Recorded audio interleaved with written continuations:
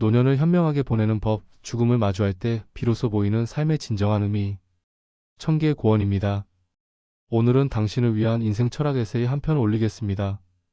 삶의 후반전을 맞이하는 당신을 위하여. 나이가 들어간다는 것이 무엇 같을까요? 마치 긴 산책로를 걷다가 어느 순간 뒤를 돌아보게 되는 경험이 아닐까 합니다. 우리가 걸어온 길은 선명하고 앞으로 남겨진 길은 점점 더 짧아 보입니다. 이것이 노년의 숙명이면서 동시에 가장 소중한 깨달음이 시작되는 지점이기도 합니다. 인생의 의미, 노년의 삶, 영혼의 평온, 죽음 앞에서의 태도, 인생의 후반전을 어떻게 보낼 것인가, 이런 질문들은 더 이상 추상적인 철학이 아닙니다.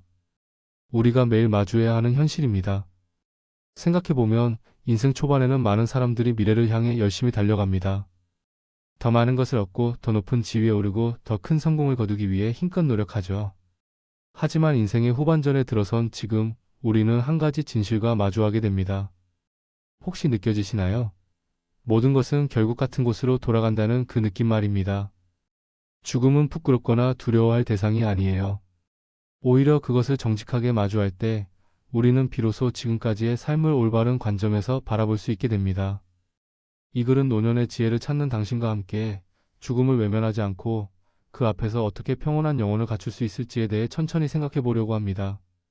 먼저 좋아요와 구독 설정 부탁드립니다. 제1부, 유한성을 직면하는 용기, 죽음을 마주한다는 것의 참된 의미. 노년에 접어들면서 많은 사람들이 공통적으로 느끼는 감정이 있지 않을까요? 바로 시간이 빠르게 흐른다는 느낌입니다.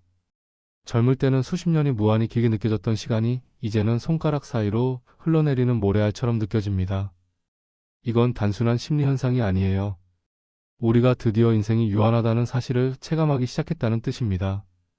젊은 시절에는 이 사실을 지식적으로는 알았을지 몰라도 마음으로는 믿지 않았어요.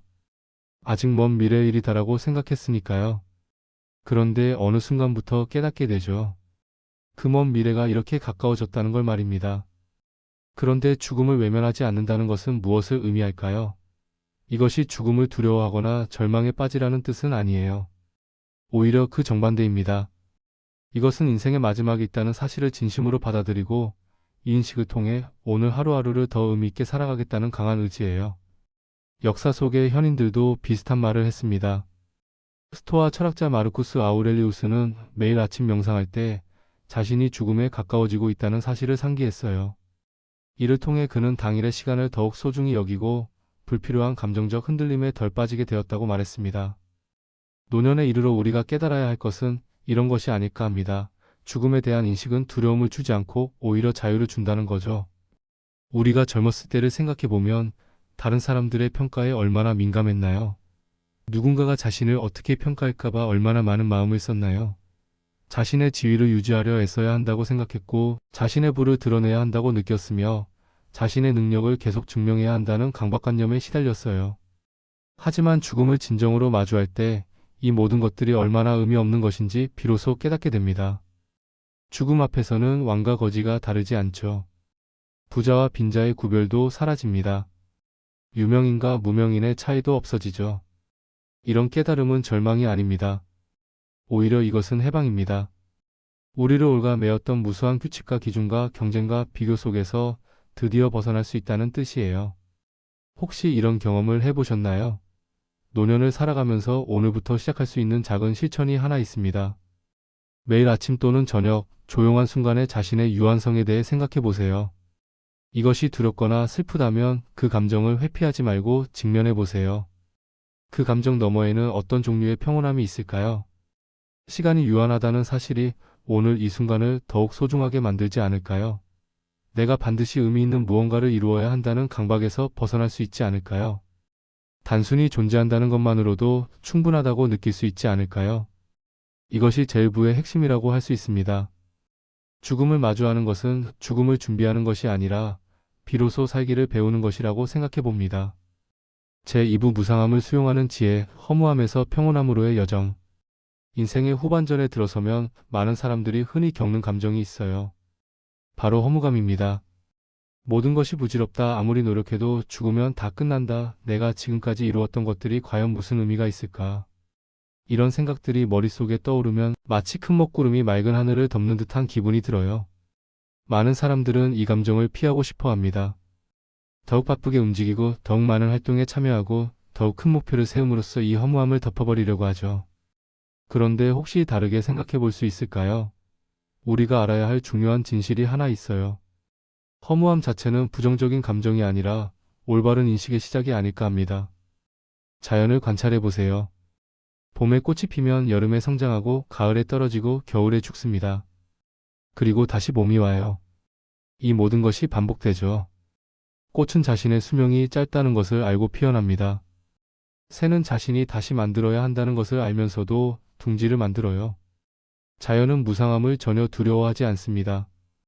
오히려 그것을 자신의 존재 방식으로 수용하는 거죠. 우리 인간도 마찬가지 아닐까요? 우리는 자신이 유한하다는 것을 깊이 있게 수용할 때 비로소 현재를 온전히 살 수 있게 되는 것 아닐까요? 노년의 현자들을 보면 그들에게는 흥미로운 공통점 한 가지가 있어요. 그들은 세상을 매우 담담하게 바라본다는 겁니다. 극단적인 낙관도 극단적인 비관도 없이 저 현상을 있는 그대로 바라보는 차분한 마음을 지니고 있었다는 것이죠. 그렇다면 이들이 이런 평온함에 도달한 방법이 무엇이었을까요? 그것은 무상함을 반복해서 명상했기 때문이 아닐까 합니다. 모든 것이 변한다. 나도 변하고 있다. 내가 지금 이대로인 날도 머지않아 지나갈 것이다. 내 주변의 사람들도 언젠가는 떠날 것이다. 내가 소유한 물건들도 결국은 흙으로 돌아갈 것이다. 이런 생각들을 처음에는 우울하게 느낄 수 있어요. 하지만 이러한 명상을 반복하다 보면 어느 순간 기적 같은 일이 일어난다고 해요. 이 생각들이 더 이상 우울함을 주지 않게 됩니다. 대신 그것들은 현재에 집중하는 힘을 주기 시작하죠.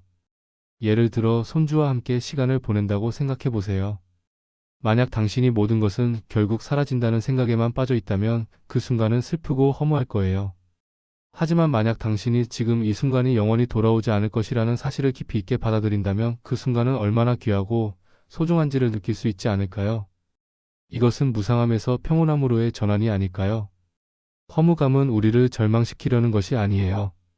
우리를 현재로 깨우려는 것입니다. 아픔은 우리에게 생명이 있음을 상기시키고 변화는 우리가 계속 살아가고 있다는 증거죠. 당신이 오늘 할 수 있는 명상이 있다면 이런 것이 아닐까 합니다. 외로움이나 허무함을 느낄 때 그것을 회피하지 말고 그 감정 속으로 들어가 보세요. 그 감정의 밑바닥에는 무엇이 있을까요? 아마도 그것은 이렇게 말하고 있을 거예요.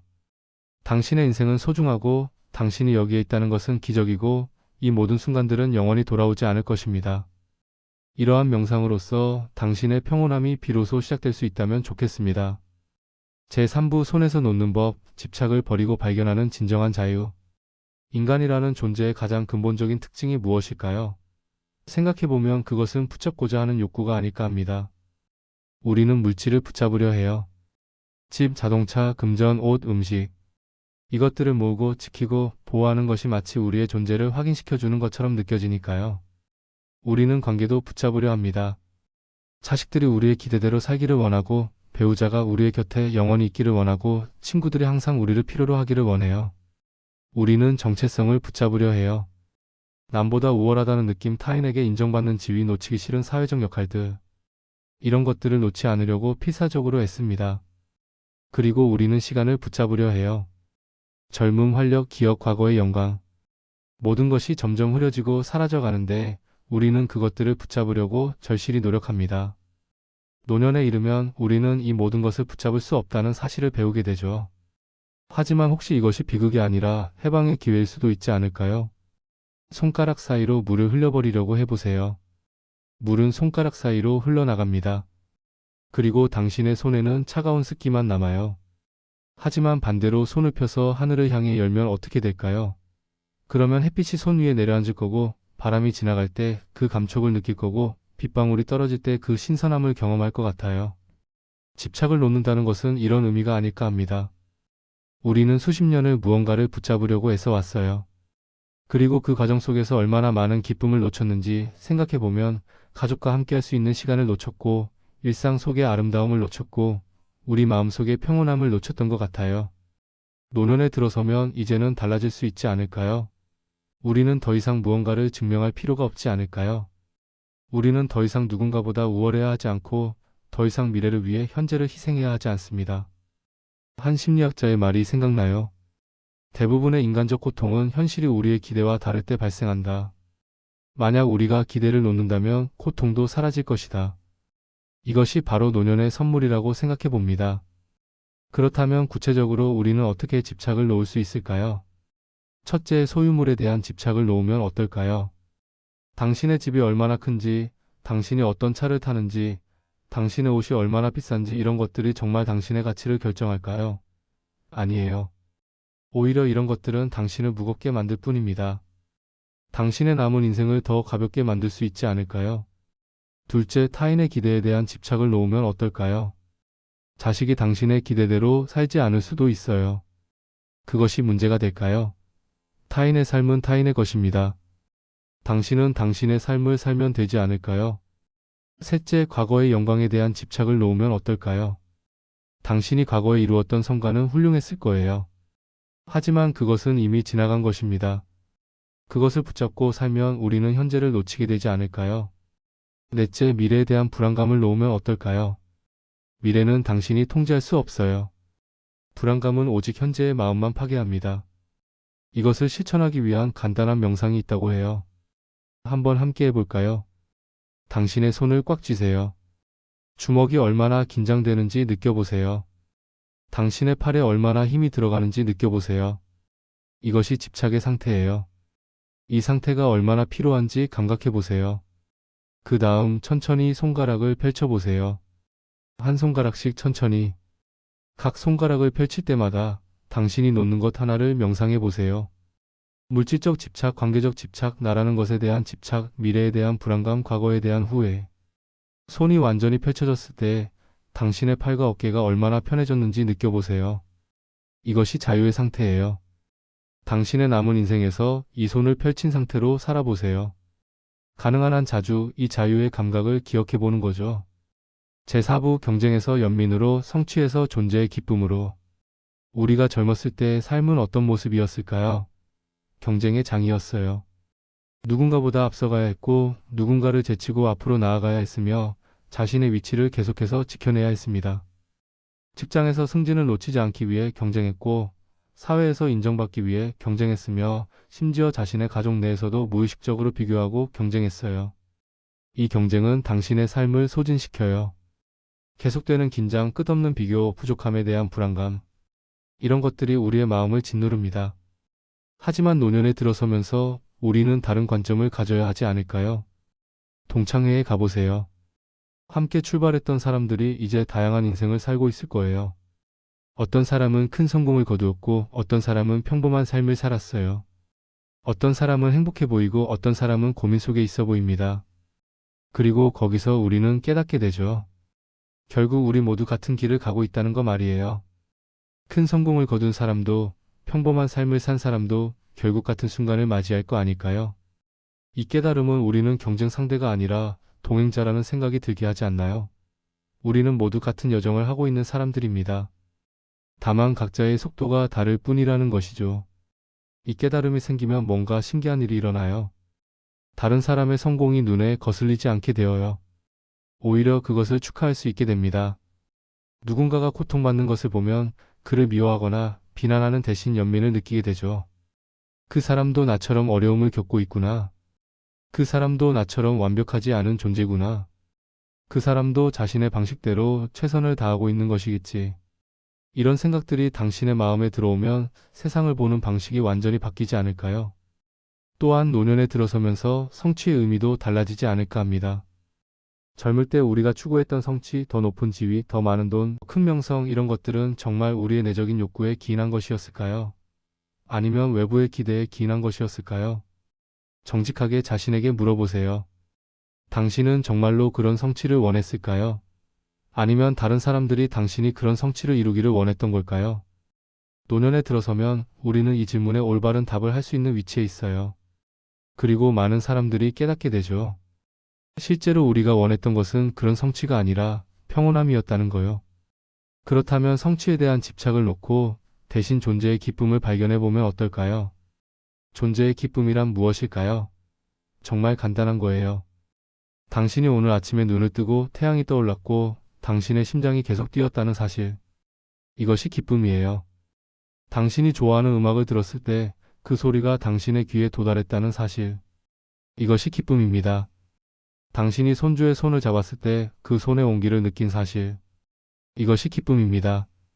당신이 창밖의 새를 보았을 때 그 아름다움을 감상할 수 있었다는 사실. 이것이 기쁨입니다. 이런 순간들은 사라져요.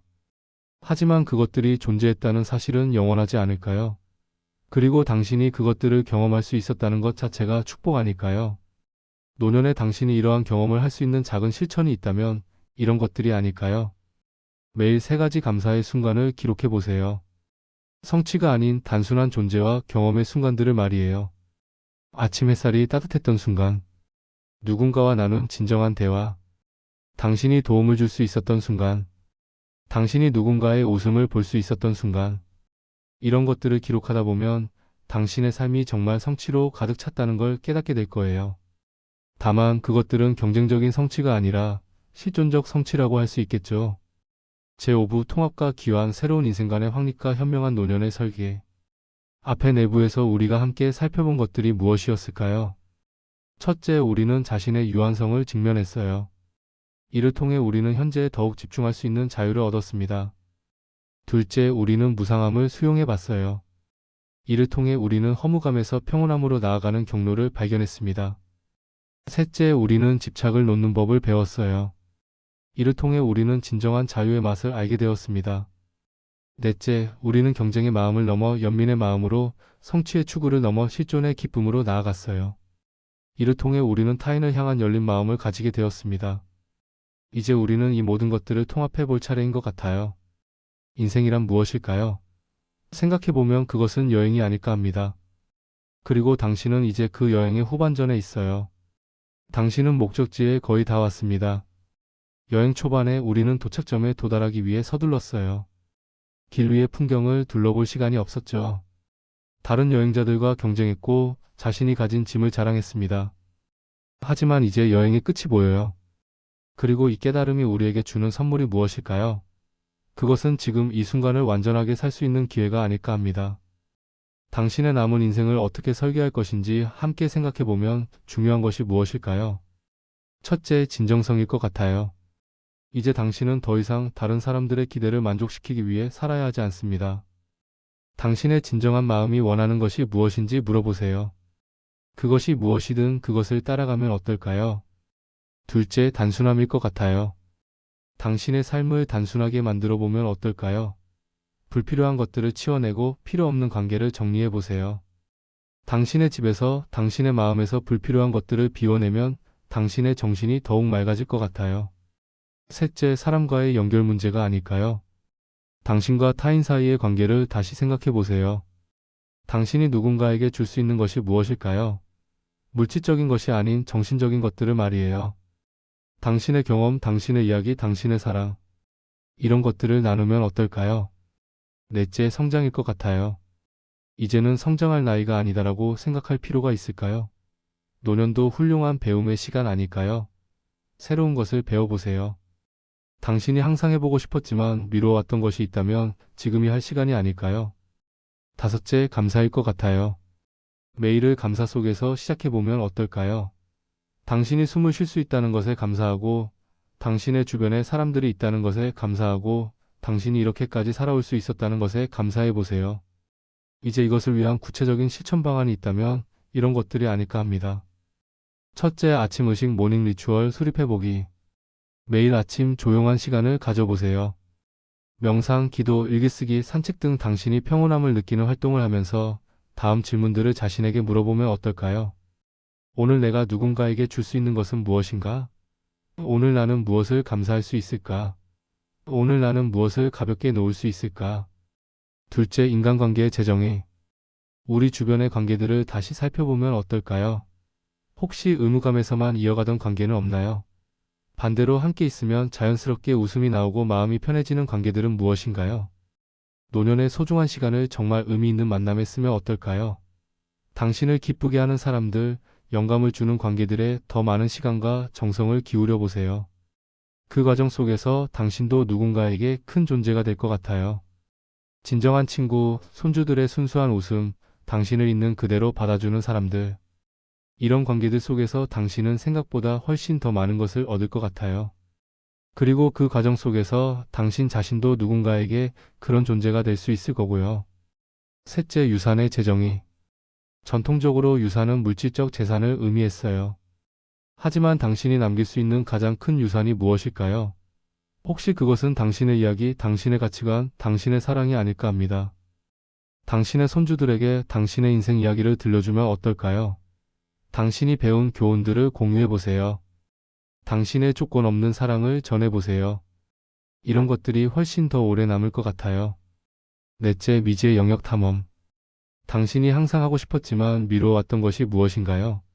새로운 취미? 새로운 책? 새로운 곳? 지금이 그것을 시작할 시간 아닐까요? 실패를 두려워하지 마세요. 노년의 학습은 성공과 실패를 넘어선 순수한 즐거움이에요. 그냥 하고 싶은 것을 해보세요.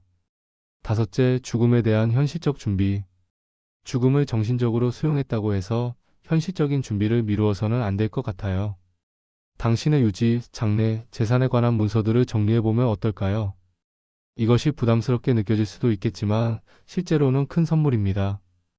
당신의 가족들이 나중에 혼란스러워하지 않도록, 그리고 당신 자신도 마음의 짐을 내려놓을 수 있도록 말이에요. 마무리, 함께하는 마음으로. 인생의 후반전을 살아가시면서 느끼시는 많은 감정들, 때론 무거움, 때론 허무함, 때론 외로움, 그 모든 것이 당신만의 것이 아니에요. 우리는 모두 같은 길을 걷고 있는 동행자들이니까요. 이 글에서 우리가 나눈 생각들이 정답은 아니에요. 오직 당신만이 당신의 인생에 대한 정답을 가지고 있습니다. 혹시 이 글의 어딘가가 당신의 마음에 닿았다면 그것을 당신의 방식으로 천천히 되새겨 보세요. 그것으로 충분합니다. 죽음을 외면하지 않고 마주했을 때 우리에게 일어나는 가장 아름다운 변화가 있지 않을까 합니다. 그것은 불안이 평온으로 바뀌고 경쟁의 마음이 따뜻한 연민으로 바뀐다는 거예요. 그리고 우리는 비로소 지금 이 순간의 소중함을 느끼게 되죠. 당신의 남은 시간들이 너무 무겁지 않기를 바랍니다. 대신 그것이 무겁지 않은 만큼 더욱 깊고 아름다운 시간이 되기를 바랍니다. 매일 아침 당신이 눈을 뜨고 이 하루를 살아간다는 사실 자체가 기적 아닐까요? 그것만으로도 우리는 충분하고 그것만으로도 우리는 아름답습니다. 혹시 마음이 무거워지는 날이 있다면 이 글을 다시 펼쳐보세요. 그리고 천천히 생각해 보세요. 나는 지금 이 순간을 온전히 살고 있는가? 그것이 전부예요. 복잡하지 않습니다. 그냥 지금 이 순간입니다. 당신의 평온한 하루하루를 응원합니다. 긴 영상 끝까지 봐주셔서 감사드립니다. 지금까지 1000개의 고원이었습니다.